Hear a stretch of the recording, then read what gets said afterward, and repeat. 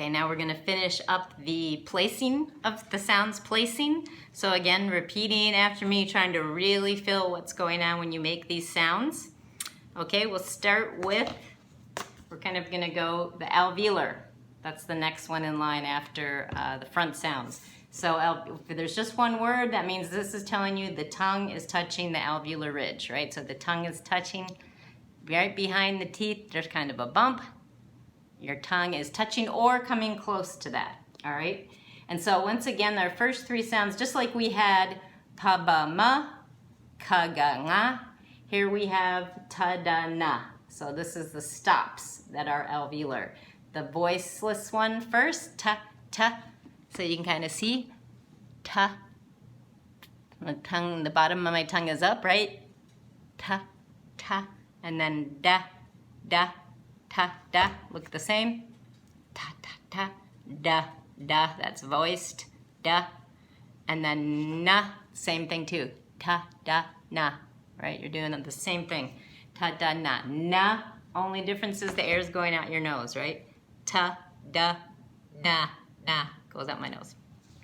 All right, then fricatives. So we have two fricatives that are there. Sa, sa, za. So you can feel the first one is voiceless, z, voiced. I wish you could kind of see my tongue when I'm doing it.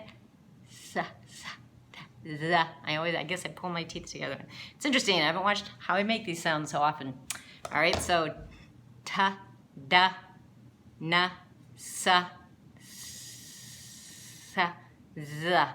I think with the fricative, so when I'm doing ta and da and na, I can really feel pretty much the tip of my tongue, the very top edge maybe. When I'm making sa, I think the tongue is a little, it's kind of here that I'm getting the frication. So it's kind of, it comes very, very close to the top because you need it to be close enough that you get that sa, za. All right? And then the last two are the approximates that are there. So ra, ra, ra, it's harder to feel where your tongue is because you're not getting, here, if this is the top of your mouth, right? When you're making the sound ta, it's right there, da, na. When you're making a s, it's very close, very, very close, sa, za. Then when you make a ra, it can be much further apart. You're just kind of ra, ra. Some people are a little bit further back, so their R's are really not alveolar, they're more post-alveolar. So kind of do a s, s, ra, ra, ra. I think mine's a little back. Ra, ra, ra, ra. It might be a little more palatal. Anyway, people will do it. And R's are made, like it depends how you divide them up, but there's often said to be about 5 different ways people make their R's in American English. So some people a little bit more forward, it's an alveolar approximate ra, will learn that because that's what's on the IPA chart. Some people make it a little more back, ra, more like a palatal alveolar sound. Some people curl their tongue back a little bit like ra, ra, ra, ra. I sometimes curl my tongue back, I think, when I'm making it. Some people actually touch the bottom of their front teeth, ra, ra. You should try to see all the different ways you can say ra. Right, then that is a very hard sound a lot of kids have trouble with, and it's maybe partly related to the fact that people are making it in different ways. We kind of accept different sounds to sound like ra. Then la, la, so that one you should be able to feel, just like ta, da, na, la. Your tongue should be in pretty much the same position, la, but you're letting the air go out the side. So when you say la, your tongue touches in the middle, la, la, but the air goes out the sides, all right? So those are all the alveolar sounds. We have a pile of those, more than any other place in English. Alveolars, a lot of sounds. Okay, postalveolar is gonna be a little bit behind it, and the fricatives are sha and ja, and then the two affricates, cha and ja. And notice in the affricates, the stop sound is alveolar, but the fricative sound is post-alveolar in both of these. This is alveolar, this is post-alveolar. So they end up calling it a post-alveolar sound. So let's compare the fricatives that are alveolar to post-alveolar. So go sa, sa, sa, sha, sha. And you should be able to feel sa, sha, sa, sha. Sha is further back in your mouth, right? You're probably, with sa, it's more the top of the front of your tongue. With sha, it's a little bit back. So keep going, sa, sha, sa, sha. I can feel more back. Then do za, ja, za, ja, za, ja. Again, you're going back when you make that ja sound, and sha, sha. So that's good to know because some kids have trouble with either the sa or the sha. Then do the cha. So kind of do sa, cha, or ta, cha, ta, cha. Because the very beginning of that cha is kind of that ta stop, but you should be able to feel it's actually a little further back. It's more postalveolar. When you say ta, ta, ta, cha, cha, cha, that's further back. You can feel a little back in your mouth. And then da, da, da, and then ja, ja, ja. Right? So this was the cha, cha, cha, ja, ja, ja, ja. A little bit further back. So those are postalveolar. And then palatal, only one palatal sound. Only one glottal sound. These are the only two sounds we have where there's just one sound all by itself, no partner. All right.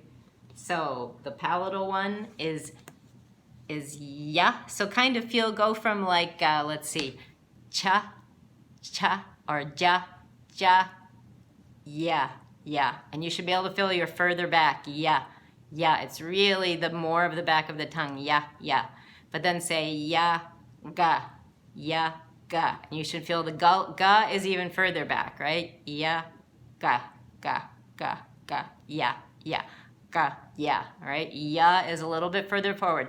It's our only palatal sound, so learn it, because I ask it all the time, because people forget that it's the only palatal sound. Learn it. Learn that this is voiced. It's a voiced palatal approximate, okay? And there also, it's going to be helpful. There are some languages that have a lot of palatal sounds. Hungarian has a lot of palatal sounds. So the great thing is that we do have one palatal sound. We have ya. So you just have to learn to make other sounds where you make a ya. Like you can make a ga, ga, ga, where you make a ya. Instead of a velar sound, you can make it palatal. You can make a nya, nya, nya. That's a nasal palatal, all right? We'll worry about that later. Don't worry about it now. And then the glottal sound, ha, ha. So kind of feel ha, ha. That should feel really deep in your throat, ha, ha. You're using your vocal folds, which come together. That's your glottis, is where the vocal folds, they separate. They open and separate. And you're just bringing them close enough together that you get friction there. Ha, ha. The air comes through and you get friction. All right. That is all the placing of the sounds. There's some other ones. Well, I'll mention them now since you can see my tongue. So retroflex is when the tongue curls back when you're making a sound. So try making a sa, sa, sa. Then try making try making sha, sha, sha. And then try to make it kind of curling your tongue back. Sha, sha, sha. All right, so we'll be talking about retroflex sounds later, but that's a possibility.